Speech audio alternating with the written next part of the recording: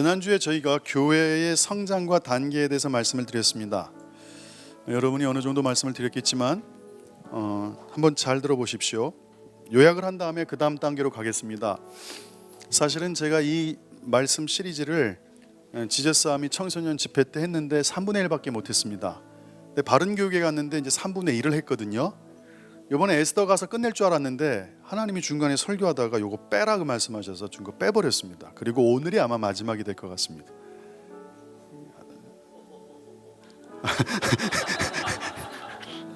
네, 그런 반응 좋습니다. 초대교회가 폭발적 성장을 합니다. 하루에 3,000명, 사도행전 2장에서, 사도행전 4장에서 5,000명. 초대형 교회로 성장합니다. 근데 그 교회가 사도행전 7장 스데반 사건으로 큰 박해가 예루살렘 교회에 닥칩니다. 그리고 12명의 사도들을 제외하고 다 사마리아 유대로 흩어집니다. 요즘 사람들이 봤을 때는 초대형 교회가 하루 만에 12명으로 남았다면 이 교회는 실패한 교회입니다. 교회 성장학적으로 요즘 사람들이 얘기하는 걸 보면 완전히 실패한 교회입니다. 그런데 하나님의 관점으로는 이 초대형 교회가 12명으로 줄었지만 그 사람들이, 박해받은 사람들이 유대, 갈릴리, 사마리아, 심지어는 그 소아시아 지방의 많은 곳으로 흩어지게 됩니다. 인간적으로 볼 때는 줄어들었지만 하나님이 보시기엔 지금 성장하고 있습니다. 할렐루야. 왜냐하면 하나님은 이 세상의 모든 사람들이 예수 그리스도를 믿음으로 구원받길 원하십니다. 하나님은 모든 사람이 구원받으며 진리하는 데 이르기를 원하시느니라. 이게 하나님의 마음이십니다. 근데 여러분들이 신앙생활할 때 이 큰 그림을 읽지 못하고 지금 어디로 가는지 모르면서 살아간다면 이것만큼 인생이 지혜롭지 못하고 비참한 인생이 없습니다. 여러분들, 주님이 이곳으로 가라고 방향을 정해줬는데 그 큰 그림의 끝을 못 보면 인생이 헤매이게 됩니다. 헤매는 이들이 모두 다 길을 잃어버렸다고 말할 수는 없습니다. 그러나 헤맨다는 그 사실 자체만으로 시간을 허비합니다. 노력과 땀이 헛되게 됩니다. 저와 여러분이 예수생명교회가 어디를 향해 가고 있는지 모른다면 참으로 이 교회에서 신앙생활하는 것 자체가 헛된 시간을 보내는 겁니다. 여러분 아시겠죠? 같은 마음과 생각을 품고 함께 달려가기를 소망합니다. 말씀을 통해 우리가 하나의 원리를 깨닫습니다. 교회 성장은 숫자의 성장만을 의미하지 않는다. 초대교회가 120명이었지만 10,000명, 20,000대로 자란 건 분명히 성장이 맞습니다. 그러나 그 성장이 숫자의 성장만을 의미하지 않는다. 그건 어느 단계에 있는 것이다. 그러나 진짜 교회의 성장은 권위의 성장이다. 여기서 잘 들으셔야 됩니다. 이게 영적인 원리이기 때문에 여러분들이 이 원리를 깨닫고 신앙생활하고 여러분의 인생의 데스티니를 발견하게 되면 여러분이 바뀌게 됩니다. 이게 개인으로 적용이 될 수도 있어요. 무슨 말이냐? 교회 성장이라는 큰 타이틀을 갖고 저희가 설명했을 때 그 1단계가 성령의 불이 임해서 초대교회가 갑자기 120명에서 지금 3,000명, 5,000명이 한꺼번에 들어와서 거의 10,000명에게 육박하는, 아마 더 많았을 거예요. 그러니까 숫자적인 성장도 성장이 맞습니다. 근데 주님은 지금 뭐라고 말씀하시면 2단계, 이 단계는 권위의 성장을 얘기합니다. 권위의 성장. 예루살렘 교회가 여기 있었지만 백성들이 다 흩어졌고 12명이 남았는데 여기 사마리아에서 예루살렘 교회의 사도들을 파송합니다. 베드로와 요한을 파송해서 이 주변 교회들을 견고해야 하고 돌아오게 됩니다. 권위는 영향력입니다. 권위는 누군가를 바꾸게 해주는 힘입니다. 그러니까 성장이라는 개념이 숫자적인 성장이다, 그것도 있지만 그 단계는 가장 기초적인 단계, 1단계를 얘기합니다. 그러나 그 다음 단계는 권위의 성장을 얘기합니다. 그래서 여러분들이 권위의 옷을 입으셔야 됩니다. 그 권위는 교회가 어마어마하게 크다고 권위를 갖고 있는 게 아닙니다. 잘 들어보십시오. 대한민국에 초울트라 큰 교회가 있는데 그 교회 주변에 강남이든 어디든 담배꽁초가 하수구에, 드레인에 수북히 안 쌓여 있는 동네는 없습니다. 보세요. 10명 교회 근처에 있는 하수도에 담배꽁초가 가득 차 있든지 10만 명, 20만 명 교회 근처에 하수구에 담배꽁초가 가득 있는 것. 무슨 말이냐? 교회 사이즈는 다르지만 두 교회가 지역 사회에 대한 권위를 갖고 있지 않다는 겁니다. 이 그림 이해하십니까? 권위의 수준이 똑같다는 거죠. 그 교회 중심, 그 교회 중심으로 사역한다는 거예요. 그 주변에 영적 권위가 없다는 겁니다. 그 주변을 변화시키지 못한다는 얘기입니다. 그런데 미국의 세이비어 초치라고 있어요. 그 교회는 인원이 한 200명밖에 안 돼요. 근데 그 교회가 지역사회를 바꿔놓는데 어떻게 바꿔놓냐면 금융 시스템을 바꾸기 위해서 은행을 만들었어요. 사회복지를 위해서 사회복지센터를 만들었어요. 그래서 어려운 사람들 다 교육받게 했어요. 그 200명이요 수십만 명 되는 도시를 완전히 바꿔버렸어요. 아멘. 그럼 누가 더 하나님 나라에 가까운 거예요? 누가 더 하나님이 원하시는 교회의 성장의 모습이에요? 여기서 여러분의 생각을 바꿔야 돼요. 더 큰 교회가 더 많은 일을 해서 지역을 바꾼다면 얼마나 좋아요. 그러나 현실적으로 우리가 말하는 초대형 교회든 우리가 말하는 작은 교회든 그 권위의 수준이 똑같다는 사실입니다. 주변 지역사회를 못 바꿉니다. 그렇게 큰 교회면 성도들이 하루만 장갑 들고 종이 휴지 재활용 들고 오늘 우리가 군자동을 완전히 다 깨끗하게 한다. 그 트럭 한 5대 준비한 다음에 10,000명이 흩어져 가지고 완전히 여기를 깨끗하게 청소하고 페인트 칠해주고 어려운 사람들 집 다 고쳐주고 이런 거를 1년에 한두 번씩 반복해서 5년 10년 해보세요. 그 지역이 어떻게 바뀌겠냐고요. 예, 그 지역의 영적 권위가 교회가 갖게 됩니다. 이해되시겠죠? 이해되시겠죠? 그러니까 지금 우리는 여러분이 교회 성장이라는 개념에 대해서 이전의 사고방식을 좀 버리고 성경에서 말하는 그 개념들이 여러분한테 들어가길 소망합니다. 할렐루야. 아멘. 그래서 큰 그림을 읽지 못하면 여러분 어려워져요. 교회의 성장은 숫자의 성장만을 의미하지 않습니다. 교회의 성장은 권위의 성장입니다. 흩어졌던 성도들이 유대 사마리아 그리고 다른 나라에 제단을 세우기 시작했습니다. 그러자 예루살렘 교회에서 사마리아에 베드로와 요한을 파송합니다. 쫓아왔어요. 교회의 성장은 영적 권위의 성장을 의미한다. 초대형 교회는 사라졌습니다. 그러나 그 교회는 더 강력하게 성장했습니다. 개교회 중심으로 보면 요 앞에 있는 교회가 남의 교회고 저게 남의 교회예요. 그러나 국가적인 개념, 하나님의 개념으로 보면 하나님의 몸된 교회예요. 이해되세요? 여러분의 시각이 삶에서 계속 개인적인 문제들만 집중하는 사람들은 하나님이 주신 큰 그림을 갖고 갈 수가 없어요. 그 사람은 인생이 바뀌질 않아요. 그 사람은 인생이 입에서 계속 불만과 불평이 끊이질 않을 거예요. 그런데 누군가는 이 개인적인 걸 내려놓고 국가라는 개념을 보게 됐을 때 그 사람의 삶이 바뀌는 걸 경험해요. 우리 교회가 그렇게 바뀌길 소망합니다. 금주 목사님, 저는 별일 없고 돈도 못 벌고 이렇게 계속 이 시간은 가고 있는데 제가 할 수 있는 게 뭔가요? 중보하세요. 국가를 품고. 그럼 그 사람은 기도하는 제목에 따라 권위옷이 달라져요. 잘 보세요. 매일매일 국가를 위해서 기도하는 사람은 국가적 권위의 중보자가 되는 거예요. 이해되십니까? 여러분이 결단하시면 돼요. 초대형 교회는 사라졌어요. 근데 교회는 성장했다고요.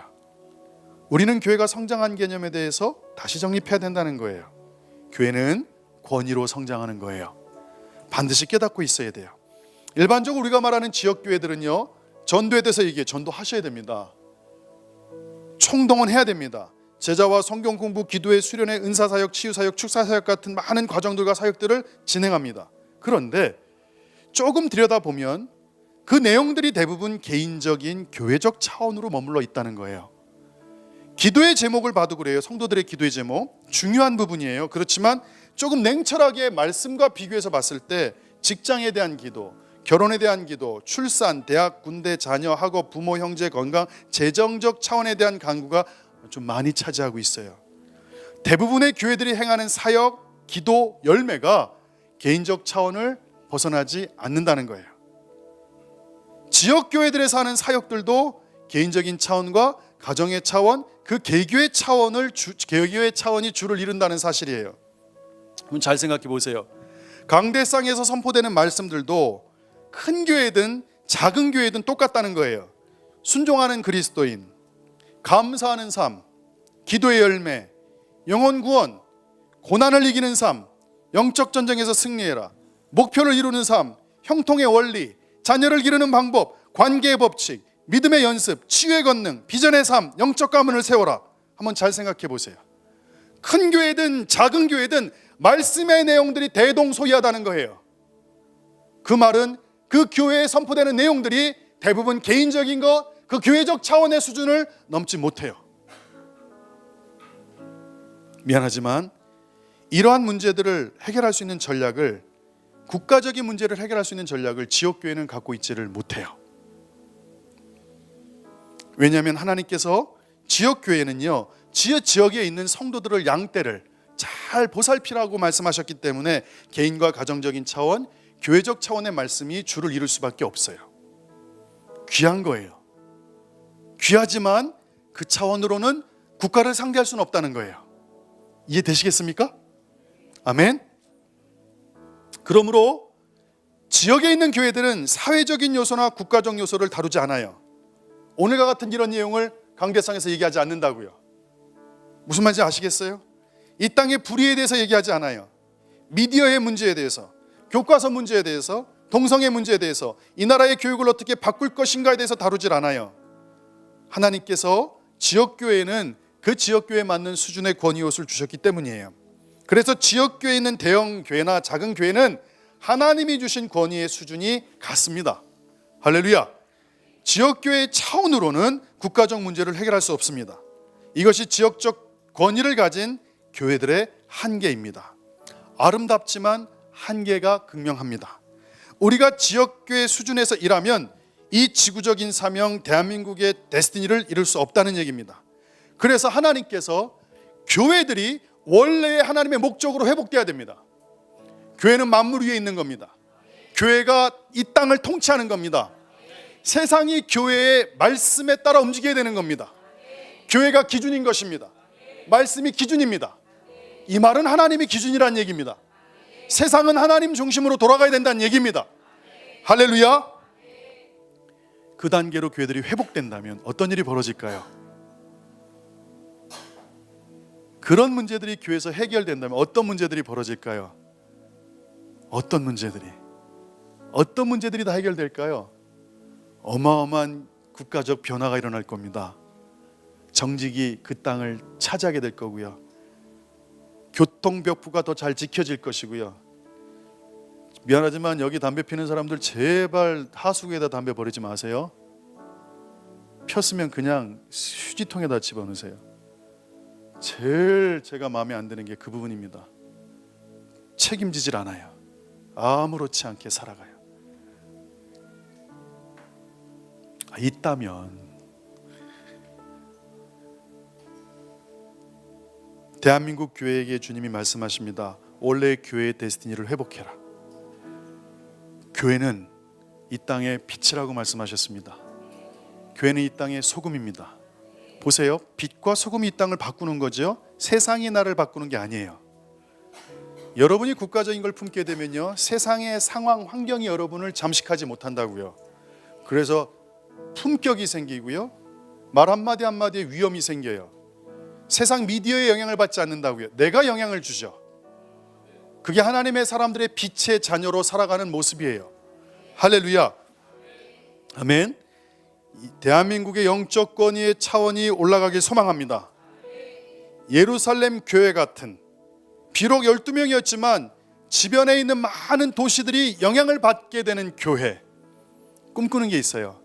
대한민국이 만약에 국가적 교회의 개념을 다시 회복한다면 일본 교회들, 중국 교회, 러시아, 대만, 필리핀, 캄보디아, 말레이시아, 인도네시아, 싱가포르, 이 아시아 근방에 있는 30-40개국이 대한민국에 요청할 거예요. 와서 도와주세요. 와서 도와주세요. 저는 지금 그거를 꿈꾸고 있습니다. 수년 내로 하나님 아시아의 교회들이 연합해 있고, 그래서 저희가 가서 이 부분에 대해서 말씀을 나눌 겁니다. 이 부분에 대해서 국가적 변혁을 주도하게 되는 사람들을 연결시켜 버릴 겁니다. 네트워킹화 시킬 겁니다. 할렐루야. 지난 10년 동안 예수생명교회는 국가적인 일을 감당하기 위해 열심히 달려왔습니다.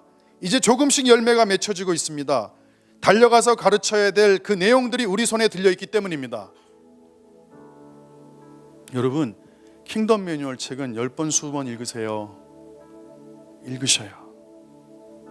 읽으세요. 그 그림을, 큰 그림을 가지고 달려갈 겁니다. 그렇지만 우리 오늘 여기서 깨달아야 될 부분들은 교회의 성장의 단계는 숫자적인 성장, 성령의 세례를 통해 숫자적인 성장이 있지만 그 단계는 1단계다. 그 다음 단계는 영적 권위의 성장의 단계로 간다.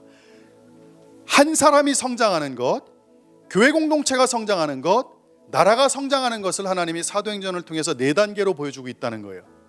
하나는 그 수가 많아지는 것, 둘째는 그 수가 많아지는 거지만 숫자보다 더 높은 단계가 권위의 성장이라는 거예요. 그래서 여러분들, 이 교회는 작은 교회일지 모르지만 영적 권위가 있어요. 많은 사람들이 국가적인 말씀을 많이 하지 않기 때문에 예수생명교회에 대해서 좋은 시각들을 갖고 있어요. 예수생명교회는 국가적인 사역을 감당하는 교회다라는 인식이 한국의 많은 분들한테 퍼져 있어요. 옆에 분들한테 인사할게요. 여러분은 국가적인 분들이십니다.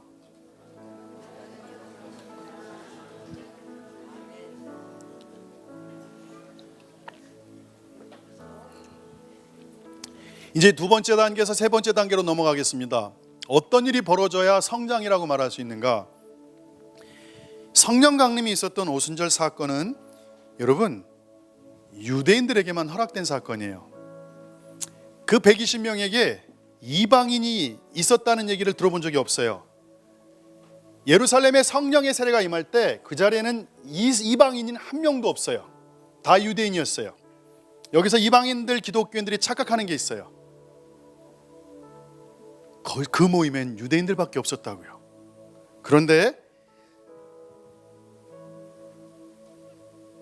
놀랍게도 잘 보세요. 사도행전 10장에서 이방 기독교의 충격적인 사건이 벌어집니다. 로마 백부장이었던 고넬료라 하는 사람이 하나님을 정말로 경외했습니다. 그리고 그가 꿈속에서 베드로를 데리고 오는 얘기를 합니다. 근데 베드로도 기도하다가 성령께서 가라고 말씀하셔요.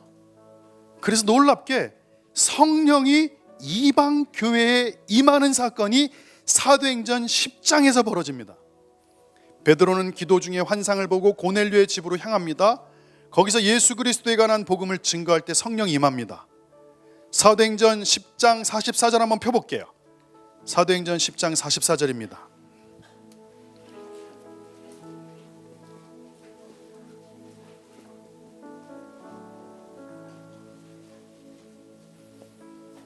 읽어보겠습니다. 준비되셨나요? 준비 시작.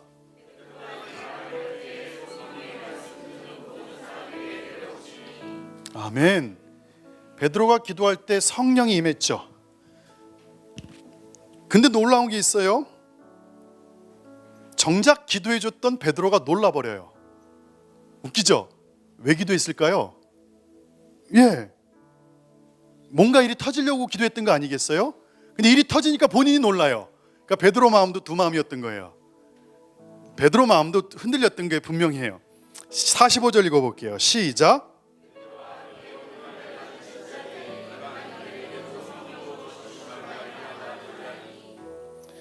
베드로와 함께 온 할례 받은 신자들이 이방인들에게도 성령 부어주심으로 말미암아 놀라니, 베드로도 놀라고요, 함께 왔던 사람들도 놀라요. 사도행전 10장 이전까지는 예수님께서 전파하신 하나님 나라의 복음이 이방인에게 전달된다는 것에 대해서 생각한 적이 없었던 것처럼 보여요. 예수님과 함께 했던 3년 반 시간 동안에도 예수님은 유대인들에게만 말씀을 전했어요. 그 중에 예외가 몇 명 있었지만 다 유대인이었어요. 잃어버린 양에게로만 가셨어요. 그래서 예수님께서 온 열방을 제자 삼으라고 말씀하셨음에도 불구하고 성령님이 이방인들에게 내려올 때 베드로와 함께 온 할례 받은 유대인 성도들이 다 놀라서 어려워했어요.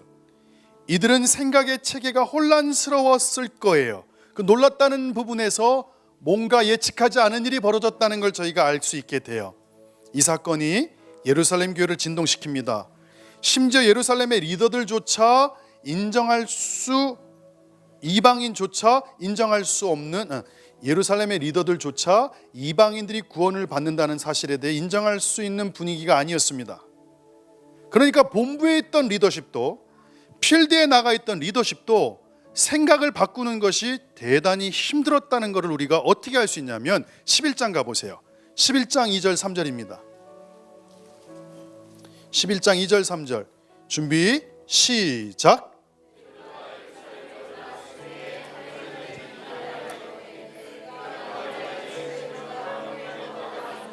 베드로가 예루살렘에 올라갔을 때 할례자들이 비난하여 이르되, 유대인들이 베드로를 비난했다는 이 말씀을 통해 본부에 있었던 리더십들이 힘들었다는 걸 알 수 있어요. 근데 예루살렘 교회는 주님의 위임 명령을 알고 있었어요. 실질적으로 그 일이 일어났을 때 그들이 가지고 있는 사고 체계와 하나님의 계획에 충돌이 일어납니다. 여러분, 이제 이게 여러분에게도 발생될 일이에요. 여러분에게도 발생될 일이라고요.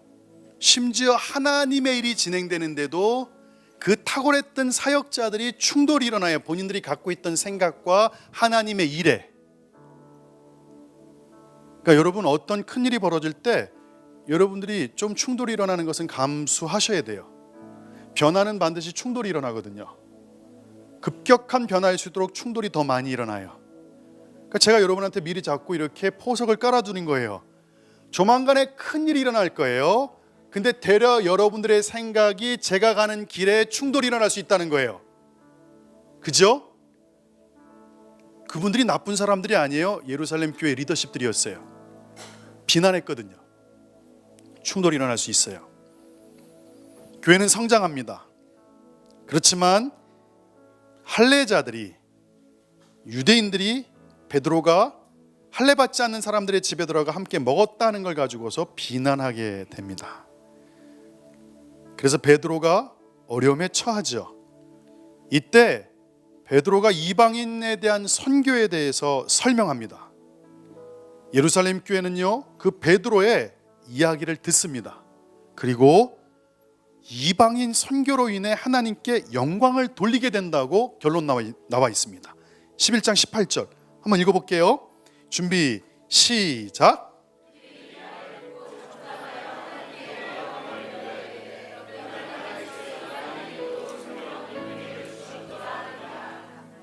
아멘. 여기서 이제 어떤 큰 영적 성장의 세 번째 단계가 찾아와요. 교회가 성장합니다. 숫자뿐만 아니라 영적 권위가 지역으로 확대됩니다. 유다 사마리아 땅까지 하나님의 교회가 확대되고 성장할 수 있었던 것은 제자들의 생각이 변화를 경험했다는 겁니다. 잘 보세요. 잘 보세요. 생각의 변화. 이제 여러분이 우리 예수생명교회 있으면 이게 눈에 들어와야 돼요. 잘 들으세요. 회개가 뭐라고요? 메타노이아. 쫓아가세요. 메타노이아. 메타는 체인지, 변화, 노이아는 생각. 생각을 바꾸는 것. 그럼 죄는 뭐예요? 하나님의 생각에서, 관역에서 벗어난 것. 회개는 관역에서 돌아온 것. 생각의 변화라는 건 하나님의 생각에 일치되기 시작했다는 거예요. 다시, 제자들이 생각이 변화됐다는 건 본인들이 갖고 있는 생각이 있었는데 예수님은 분명히 유대와 사마리아와 땅끝까지 복음이 증거되는 걸 말씀하셨죠. 그러니까 예수님의 생각에 일치되는 것, 그게 성장을 갖고 와요. 그래서 여러분, 여기서부터 개념 정리가 되기 시작하는 거예요. 사람들이 수많은 개념들 하나하나가 정리되는 거예요.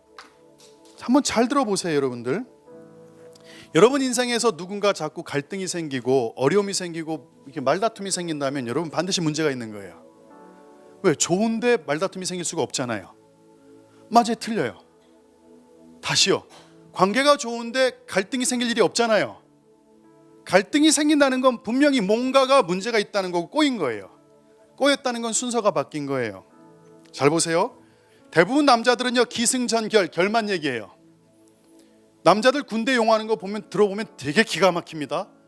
중간이 다 생략돼 있고요. 그냥 탁탁탁탁 다 알아들어요. 왜? 그렇게 살아왔기 때문에 그냥 툭 던지면 알아듣고 길게 설명하는 거 싫어해요.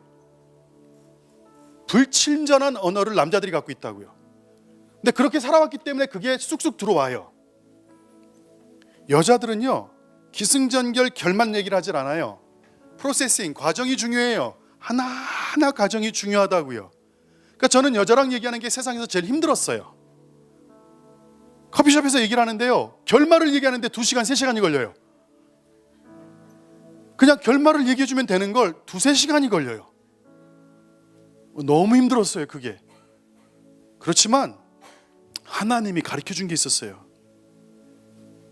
친절한 언어의 그 프로세싱으로 얘기를 해줄 경우는 갈등이 잘 안 일어난다는 거예요. 그래서 여자들끼리는요 서로 칼부림 나지 않아요.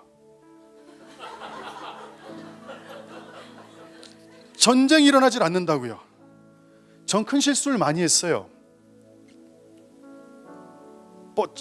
운전을 하고 가는데 앞에 오토바이가 그 검은 연기를 내면서 막 이 화양 사거리를 완전히 거먹게 물들이고 가는데 어떤 차도 그걸 제지하지 않는 거예요.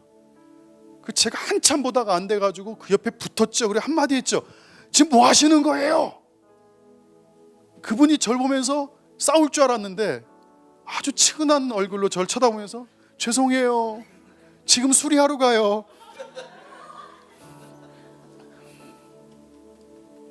이게 남자들의 실수거든요. 저는 실수를 경험해서 여기까지 온 거예요. 그래서 여러분들 여자들끼리는요 전쟁을 하지 않아요. 여자들끼리는요 살인, 폭력, 어마어마한 일들을 그렇게 남자들보다 많이 하지 않아요. 그 이유는 여성들에게는요 하나님께서 그 언어에 부드러움을 주셨어요. 그리고 갈등을 상쇄하는 능력을 줬다고요. 그래서 여인들이 도움이 되는 거예요. 여인들은요 뼈로 창조됐어요. 그 뼈라는 어원이요 여러분들 노아의 방주에 여기 립이죠 립. 방주에 옆에 이렇게 살이 있죠. 방주를 이렇게 알고 있는 나무 이렇게 된 거 그것도 립이에요. 어원이 똑같다고요. 감싸는 거예요. 이렇게 갈비뼈가 안에 내장을 감싸주고 보호해주죠.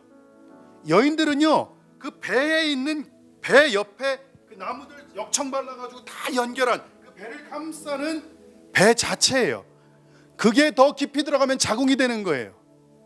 그러니까 여인들은 보호하는 자들이에요. 돕는 자들이에요. 그래서 하나님이 그렇게 만들었기 때문에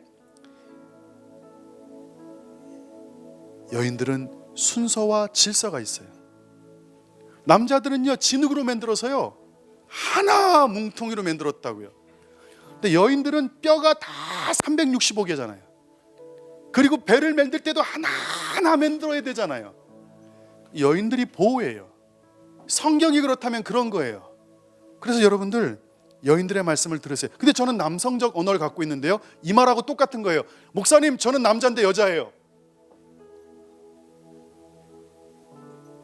트랜스젠더들이 하는 얘기랑 똑같은 얘기예요. 저는 남자인데 여자인 것 같아요. 그런 말은 하나님의 말씀에 나올 수 없습니다. 하나님은 실수하지 않으십니다. 여인들에게는 여인들의 아름다움이 있습니다. 그걸 더 발전시키면 돼요. 물론 드보라처럼 강한 사람이 있겠죠. 남성들이 하나님의 남성의 그 멋스러움을 키우면 되는 줄 믿습니다. 들을 사람이 있을 것 같아서 얘기한 겁니다. 순서를 어그러뜨리면 망가집니다. 순서가 어그러지면 망가집니다. 반드시 순서대로 진행해야 됩니다. 하나님이 그렇게 살아가시기 때문에. 그래서 여러분들 잘 들으세요. 교회가 성장합니다. 숫자적 성장도 성장이에요. 두 번째는 영적 권위가 성장이 돼요. 세 번째는 생각의 변화, 개념들. 그러니까 여러분이 성령의 충만함이 성장의 끝이 아니에요. 시작이에요. 제자도가 성령의 성장의 끝이 아니라고요. 제자도는 성령 세례 이전에 있었어요. 그러니까 여러분, 제자화 됐다, 내가 그 다음에 성령의 충만함을 받았다, 이 개념이 여러분의 인생의 끝이 되면 안 돼요. 거기에 여러분이 영적 권위의 옷을 입는 단계를 거쳐야 될 줄 믿습니다. 이 영적 권위의 옷을 입어야 돼요. 그러려면 영적 권위는 기도와 금식으로 가능해요. 말씀, 기도, 금식, 말씀, 기도, 금식으로 여러분의 영적 권위를 계속 키워나가세요. 할렐루야. 그 다음 단계가 뭐냐면 생각의 변화예요. 이 생각의 변화는 여러분이 갖고 있었던, 유대인들이 갖고 있었던 그 생계, 인식론이 하나님의 것과 부딪혔을 때 나를 깨트려 버리는, 내 생각을 바꾸려고 노력하는, 주님이 이 단계를 거치게 하세요. 그래서 여러분이 하나하나 다 깨지는 걸 경험해야 돼요. 많이 깨질수록 여러분이 하나님께 가까이 갈 수 있어요. 지혜로운 사람은요, 내가 바뀌는 거에 초점을 맞춰요. 지혜로운 사람은 환경이 바뀌는 거 아무 의미 없어요. 왜? 또 불평불만할 거거든요. 그럼 100% 명령 관여합니다. 100%입니다. 환경이 바뀐다고 그 사람이 바뀌는 게 아니거든요. 하나님은 내가 바뀌길 원하거든요. 보세요. 어떤 사람은요, 인생에 가장 어려움이 있는데도 남을 살리는 사람이 있어요. 우리 요섭이가 그런 친구예요. 여러분, 얼마나 요섭이가 귀한 아이예요. 요섭이가 가면요, 사람들이 살아나요. 근데 어떤 사람은요, 평생 하루하루를 선택하는데 힘든 걸 선택해요. 오늘 여러분들 생각이 바뀌기를 소망합니다. 성장은 변화를 얘기합니다. 아직도 더 많이 성장해야 된다는 걸 깨닫고 변화받아야 될 부분들, 리뉴얼, 새롭게 된다는 것이 많다는 걸 알고 있어야 됩니다. 그게 바로 초대교회의 교회가 성장했던 세 번째 단계였습니다. 여러분, 이때부터 이스라엘에서 이방인에게 전도를 시작합니다. 놀랍죠? 왜? 이방인에게 성령이 임했거든요.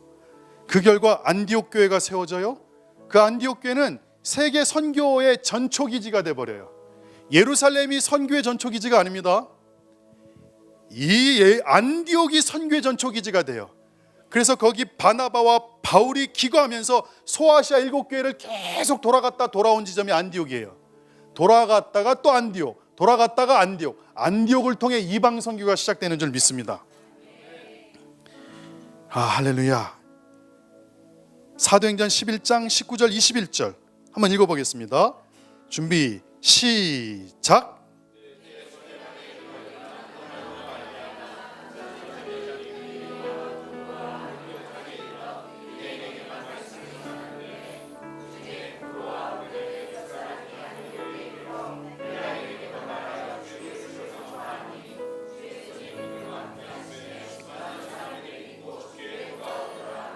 이제 여러분들 수많은 사람들이 주님께 돌아오는 장면을 봅니다. 유대인만 아니라 이방인까지 돌아옵니다. 교회는 성장했습니까? 안 했습니까? 성장하고 있습니다. 계속 확장되고 있습니다. 에베소, 서머나, 두아디라, 버가모, 사데, 빌라델피아, 라오디게아, 막 교회들이 고린도 막 폭발적으로 일어나고 있습니다. 교회는 성장하고 있습니다. 그런데 한 문제가 또 수면에 드러나게 됩니다. 그게 무슨 문제였냐면 성령이 이방인에게 임하냐 안 임하냐에 대한 외적인 문제가 아니었어요. 무슨 문제냐면 할례에 대한 문제가 벌어지게 됩니다. 사도행전 11장 12장의 문제는 믿는 유대인들의 그 생각, 인식론의 변화 영역이었어요. 이 변화는 세상을 향한 이방인에 대한 시각에 대한 부분이었어요. 곧 외적인 영역에 대한 변화를 말씀하신 거예요. 이방인이 세례를 받을 수 있다고? 저 이방인이 하나님이 그렇다 했기 때문에 생각의 변화를 받았어요. 그런데 이제 문제는 뭐냐면 유대인들이 수천 년 동안 지켜온 전통에 대한 영역이 이슈가 된 거예요. 이 변화는요, 가장 힘든 변화고 성장입니다. 이게 되는 게 가장 어렵다는 것을 여러분이 아셔야 됩니다. 자신들이 오랫동안 지키며 고수해온 가치체계의 변화의 문제였습니다. 다시요. 지금 여기서의 생각의 변화는요, 어떤 개념들에 대한 변화였어요. 외적인 영역도 이방인이 성령 세례 받을 수 있어? 이 교회가 이런 거야? 이런 거네, 이런 거. 그런데 지금 이 문제는요, 본인들이 수천 년 동안 지켜져 왔던 전통 규범, 본질적인 부분에 대한 변화를 주님이 말씀하시는 거예요. 할례는 이방인 백성들에게 있어서 언약의 표징이에요. 다시 말해서 전부라는 거예요. 너희들은 이 세상과 완전히 구분되어 있다는 거예요. 내 백성이라는 거예요. 이 할례가 곧 유대인의 정체성을 얘기해요. 다시 말해서 네 번째 단계는 정체성의 변화예요. 자신들의 정체성이 여기는 외적인 문제였다면 여기는 내적인 문제가 찾아와요. 이 변화가 되는데 어떻게 되냐면 바울과 바나바가 할례 문제로 심하게 싸웁니다. 그래서 믿음의 형제들이 이 문제를 가지고 예루살렘에 바울과 바나바를 보냅니다. 15장 2절을 펴볼게요. 한번 읽어보겠습니다. 준비. 15장 2절 시작.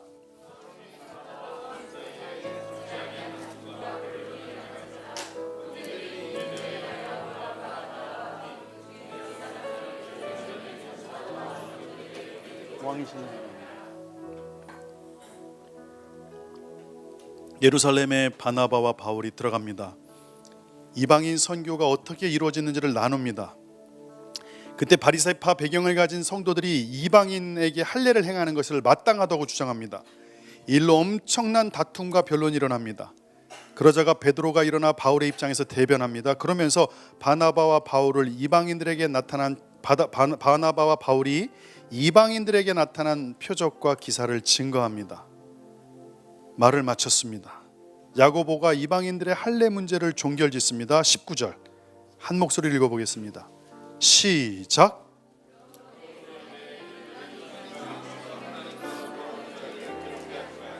이제 저를 보십시오. 이제 안 적으셔도 됩니다. 이 마지막 단계는 교회는 수천 년 동안 지켜온 관점의 변화가 필요했습니다. 할례는 아브라함 이후 2000년 동안 유대인 사회에서 지켜져 온 가장 중요한 언약적 징표였습니다. 그러나 예루살렘 교회는 이 전통이 무엇과 충돌하냐면 하나님의 데스티니와 충돌한다는 것을 깨닫게 됩니다.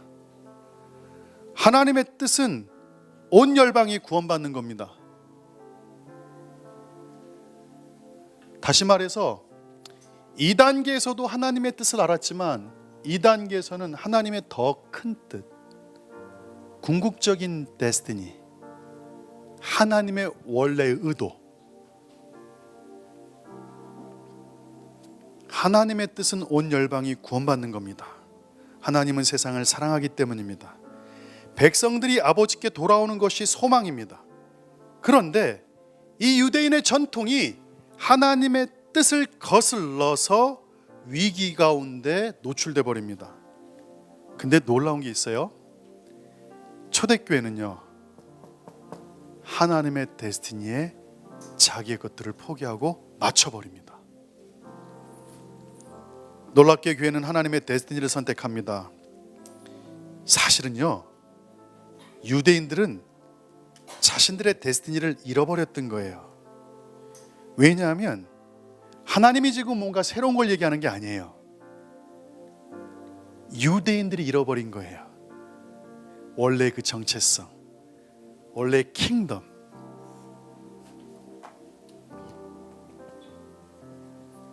하나님의 데스티니.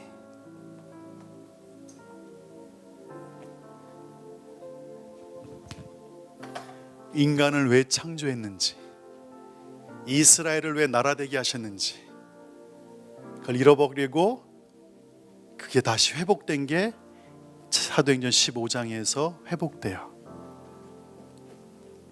여러분 보세요. 아브라함 모세에게 하나님이 말씀하셨을 때나 지금 사도행전 15장에서 벌어진 할례 문제에 봉착했을 때, 그때 하나님의 뜻이 똑같았다는 사실을 교회가 놓쳐버린 거예요. 하나님은 모세에게 이미 이렇게 말씀하셨어요. 뭐라고 말씀하셨냐면, 너희가 내게 대하여 제사장 나라가 될 것이다. 거룩한 백성이 될 것이다. 이 말을 이스라엘 자손들에게 전달할지어다. 곧 이스라엘이란 나라가 온 세계 열방의 수많은 나라들을 대표하는 제사장 나라가 된다는 얘기예요. 아멘? 잘 보세요. 제사장은 반드시 하나님의 제사장이고, 그 제사장은 누군가를 하나님께로 인도해 주는 역할이에요. 아멘. 이스라엘의 제사장이 필요한 것, 레위 지파가 필요한 이유는 죄 지은 백성들이 있기 때문에 이들이 있어서 제사장이 필요한 거예요. 예수님이 필요하셔서 어린 양으로 돌아가신 건 이 땅이 죄인들이기 때문에 그래요. 할렐루야. 제사장은 반드시 대상이 있어요. 죄를 지은 공동체가 있다고요. 근데 제사장 나라라는 의미는 이 온 열방이 하나님으로부터 벗어났기 때문에 이스라엘을 하나님이 제사장 나라 삼으셨어요. 이사야 61장 6절에 오직 너희는 여호와의 제사장이라 일컬음을 받을 것이라 사람들이 너희를 우리 하나님의 봉사자라 할 것이다. 너희가 이방 나라들의 재문을 먹을 것이고 그들의 영광을 얻어 자랑할 것이니라. 이스라엘은 분명한 국가적 데스티니가 있었어요. 그거는 온 세계가 이스라엘을 통해 하나님을 만나는 거예요. 거룩한 제사장이 되어서 모든 나라가 하나님을 예배하게 하는 거예요. 이스라엘은 하나님이 누구신지 그 본성과 성품을 열방에 소개하는 나라예요. 하나님의 자존심이고 명예예요. 왜? 열방이 보도록 하기 위한 거예요. 모든 열방이 하나님께서 허락하신 데스티니를 놓쳤을 때 하나님은 이스라엘을 자신의 친백성 삼으셨고 이스라엘을 통해 열방이 주께 돌아가기를 원했던 거예요. 결국 이스라엘의 데스티니는 전 세계와 연관이 있는 거였어요. 다시 말해 이스라엘을 통해 열방이 온 세계가 좋으신 아버지 하나님을 만나고 주께 돌아오는 거예요. 이걸 예루살렘 교회가 이제서야 깨닫는 거예요. 이방인에게 성령이 임하네? 거기까지는 괜찮아요. 근데 할례 문제가 닥쳤을 때 왜 우리를 언약의 관계를 맺게 하셨을까라는 낮은 차원의 관점으로 봤을 때와 아니구나, 우리의 정체성 자체가 하나님의 제사장으로 이 땅에 하나님의 나라가 임하도록 하는 도구였구나를 깨닫게 됐을 때 예루살렘 교회를 통해 하나님께서 이제 엄청난 일을 준비하시는 거예요. 베드로는 이 부분에 대해서 자신에게 쓴 서신서에 이렇게 얘기하고 있어요. 놀랍죠? 베드로전서의 2장 9절 너희는 택하신 족속이다, 왕같은 제사장들이다, 거룩한 나라다, 그의 소유된 백성이다, 너희를 어두운 데서 불러내어 그 기이한 빛에 들어가게 하신 이 아름다운 덕을 선포하게 하려 하십니다. 아무리 오랫동안 내려온 전통과 간습 그리고 지켜온 규례라 할지라도 하나님의 뜻, 목적, 하나님의 데스티니를 넘어설 수 없습니다. 하나님은요, 하나님의 뜻이 더 우선하기 때문에 그렇습니다. 아멘. 놀랍죠? 그리고 이 단계를 지나서 이제 에베소가 뒤집어집니다. 도시가 뒤집어집니다. 한 도시에 우상하게 절했던 그 책들을 다 모아서 다 태워버립니다. 여러분, 한 도시가 정화돼 버립니다. 그 이전까지는요, 제단이 세워졌던 것, 또 개인적으로 눈이 치유가 되고 죽은 사람이 일어나는 이런 단계였다면 이 단계를 거친 다음에 한 도시, 도시국가였던 에베소가 뒤집어집니다. 완전히 박살나버리고 진동이 일어납니다. 할렐루야. 여러분들 이렇게 가셔야 돼요. 이거는 대한민국 교회뿐만 아니라 여러분 개인의 삶에서도 이 변화가 여러분을 통해 진행돼야 됩니다. 성령의 세례를 받았습니다. 그 다음에 영적 권위의 옷을 입기 위해서 말씀과 기도와 금식 가운데 계속해서 달려나가십시오. 아멘. 영감이 있게 되면요, 자녀들이 말을 듣기 시작합니다. 영권이 생기기 시작하면요, 물권, 인권, 수많은 권세들이 찾아오기 시작합니다. 그 영적 권위가 있으면 도시를 향한 영적 권위가 있게 되고, 말씀도 개인적 차원의 말씀에서 도시적 차원, 국가적인 차원의 말씀을 증거하는 사람들이 됩니다. 말씀의 단계가 다르다는 거예요. 국가를 상대로 하는 말씀을 갖고 있는 사람들이 있다는 거예요. 근데 어떤 사람은 평생 개인적인 영역밖에 말하지 못하는 사람들이 있다는 거예요. 그 권위의 옷을 입으십시오. 예배도 여러분 한 교회 권위를 갖고 있는 사람이 있는 반면에 누구는 도시와 국가적 예배자들이 있다는 거예요. 아멘 크게 하세요. 아멘. 중보도 우리 가정만 놓고 기도하는 사람이 있다면 누군가는 나라를 위한 중보자들이 있다는 거예요. 권위가 다르죠. 다르죠. 그 권위를 키우세요. 말씀, 기도, 금식으로 계속해서 주님께 나가세요. 2년, 3년, 4년 계속 하세요. 때가 되면 하나님이 여러분의 권위를 세우십니다. 지금 WTM이 그런 상태예요. 이제는요, 도시들에서 요청들이 와요. 이전엔 우리가 가려고 해도 아무도 문을 안 열어줬어요. 니들 누구니? 이랬거든요. 인재 요청들이 와요. 와주세요. 가르쳐주세요. 그 기회가 있는 줄 믿습니다. 그 기회가 찾아온 줄 믿습니다. 그리고 주님이 저희를 계속 훈련시켰던 게 뭐냐면 저희의 인식론, 생각, 성경이 말하는 개념들을 하나하나 다시 정리하게 하셨어요. 기도가 뭔지, 말씀이 뭔지, 관계가 뭔지, 전도가 뭔지, 이 개념들을 땅의 차원이 아닌 원래 말씀 본연의 차원. 그래서 교회에 대해서 여러분한테 계속 말씀드리는 거예요.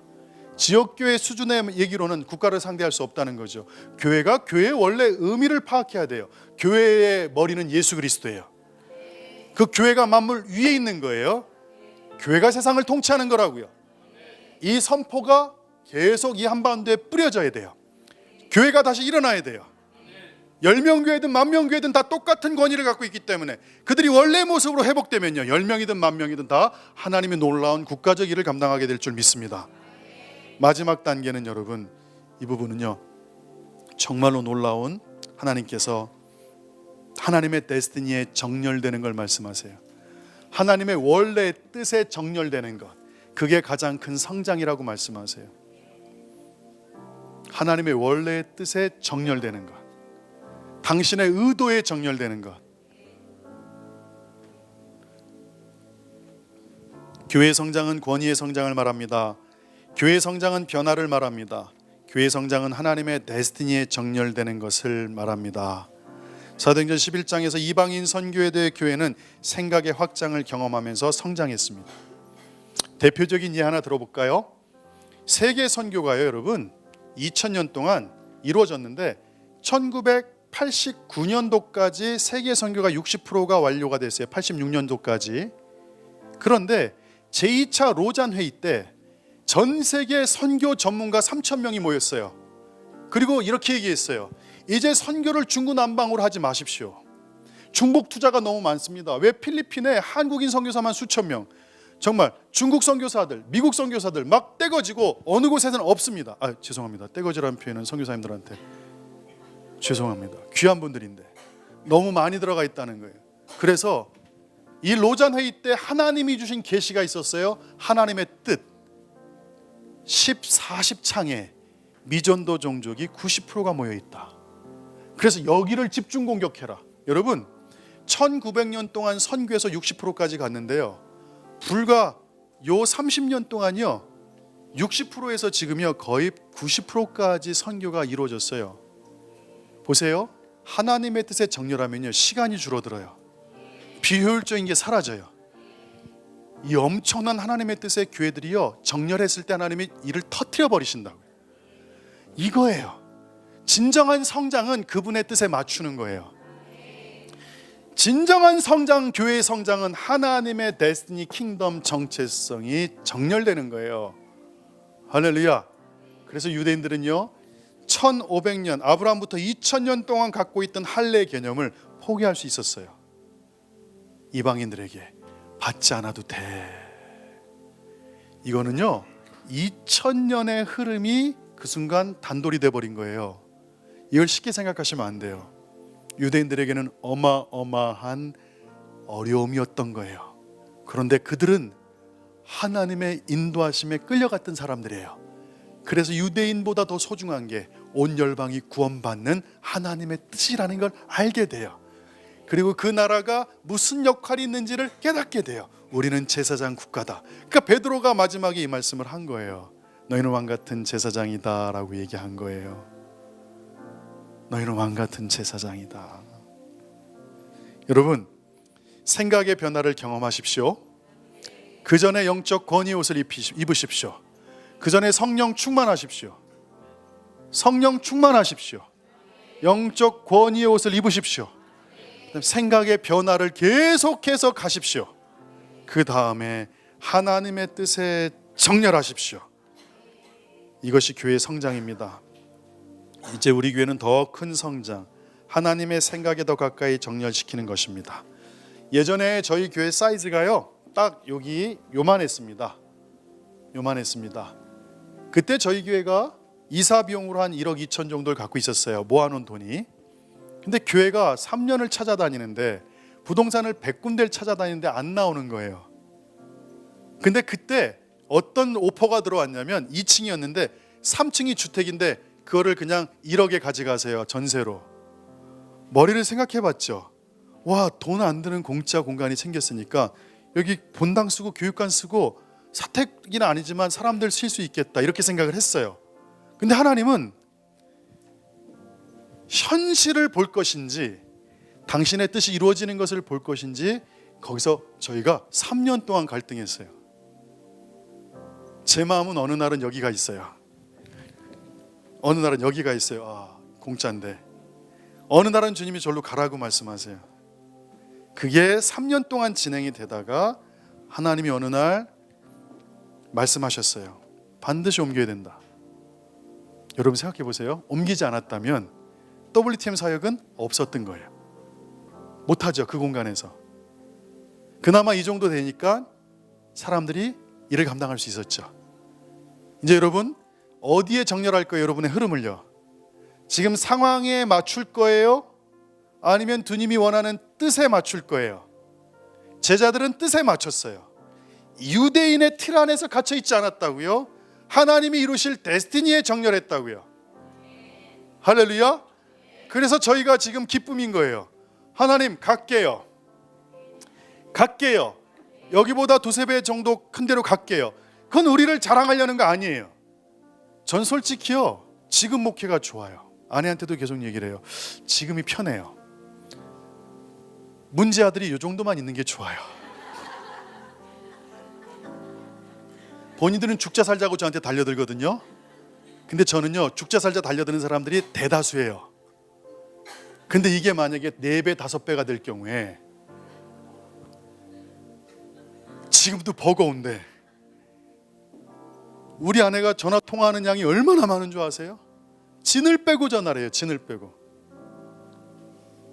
그게 목회라고요. 저는 근데 좋아요. 성도들이 그렇게 전화해 주는 게. 우리 아내도 기쁨으로 받아요. 근데 인간적으로는 이 정도만 하면 우리의 역량인 것 같은데, 이 정도 성도면 우리가 사랑해 주겠는데, 무슨 일이 있어도 이 정도 성도면 우리가 다 감싸고 갈 텐데, 와, 여기서 한 10배, 20배 되면 이거 어떡하지? 그런 마음이 있어요. 근데 주님은 이렇게 말씀하세요. 피목사야, 너 개인의 상황과 네가 선택해서 좋은 걸 가지 말고 내 뜻에 정렬하렴, 내 뜻을 이루렴. 한번 꿈꿔보세요. 전국에 흩어져 있는 리더십이 한 달에 한 번 모여요. 200명, 300명의 그 사역자들이 모여요. 그들이 같이 하늘의 강력한 은혜를 덧입어 다시 흩어져요. 그러니까 여기는 화수분이 되는 교회가 돼야 돼요. 그리고 저희가 또 도시로 내려가서 그들을 세워줘요. 이 일을 감당하기 위해서 그분들에게 1박 2일이지만 또 피곤한 분들은 재워야 될 숙소도 필요해요. 그렇죠? 여러분들, 우리가 가야 될 데스티니에 정렬합시다. 할렐루야. 아멘. 교회 성장은 숫자적 성장이 1단계입니다. 정리합니다. 영적 권위의 성장을 여러분들이 가지십시오. 그래서 계속 기도하십시오. 말씀 보시고 금식도 계속 감당하십시오.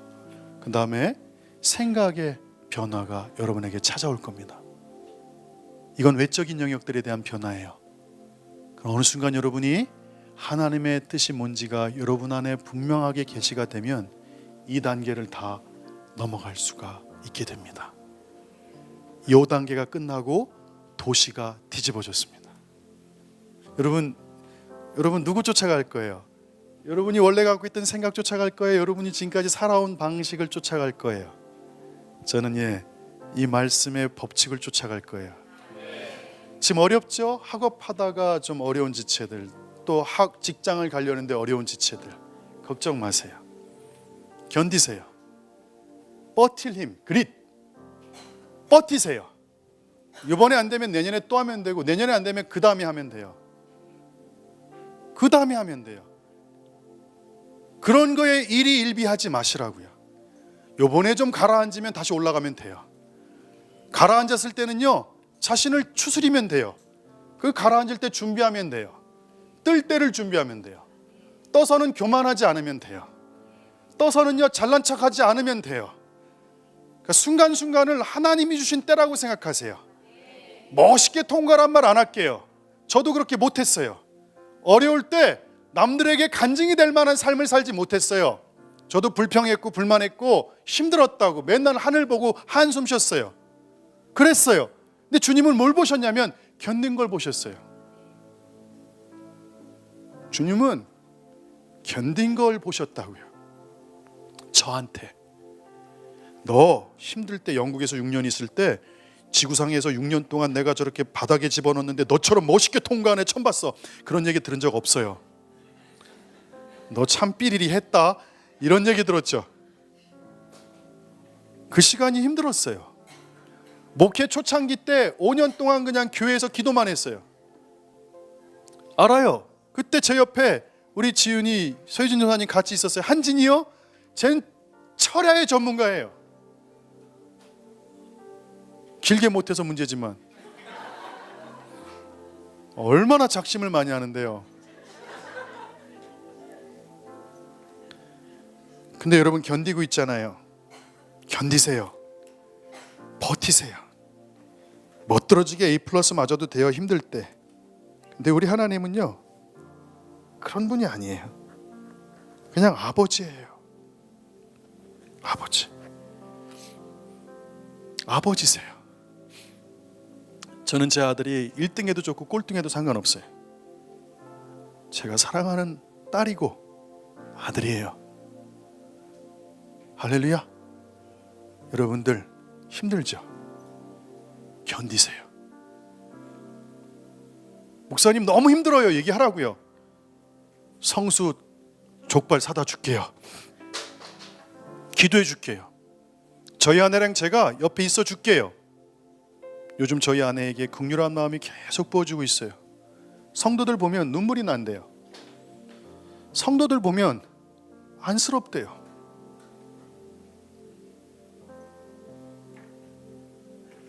좋아요. 저는 목자로서 이 얘기를 했어요.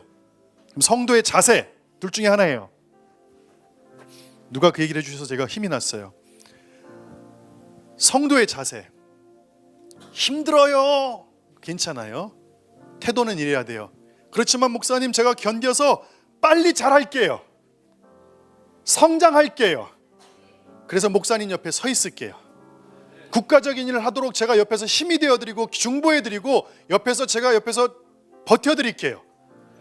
그럼 여러분 서로 좋죠. 저는 여러분의 마음을 계속 헤아리고 여러분은 제 옆에서 성장하고. 할렐루야. 옆에 사람 손을 좀 잡으세요. 이 시간 기도해 줄 텐데요. 여러분 꽉 잡으세요. 꽉 잡으세요. 꽉. 옆에 사람들을 위해서 기도할 거예요. 지금 어려운 지체들 있습니까?